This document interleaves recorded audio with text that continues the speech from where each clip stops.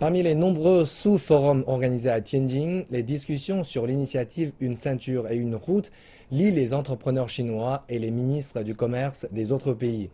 Les entrepreneurs disent que le secteur privé sera le pilier du développement à l'étranger des sociétés chinoises. Au Forum économique mondial de Tianjin, de nombreuses sociétés chinoises disent qu'elles apprécient l'opportunité de se développer à l'étranger, mais qu'elles prêtent également attention aux risques. Le plus grand défi, c'est le risque. Il n'y a qu'en trouvant un partenariat local que nous pouvons éviter les risques.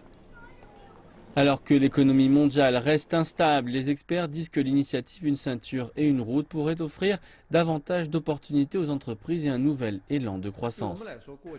Pour la Chine, les marchés les plus importants sont les économies avancées et l'Asie de l'Est. Mais ces marchés connaîtront une croissance à la baisse. Est-ce que la Chine peut explorer de nouveaux marchés comme moteur de notre croissance mondiale? L'initiative Une ceinture et une route a beaucoup de sens, en tout cas pour cela.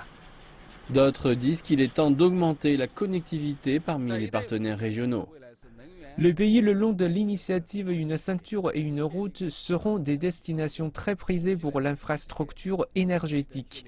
Nous avons besoin d'un système sophistiqué pour soutenir les sociétés à se développer à l'étranger, en particulier pour les compagnies privées.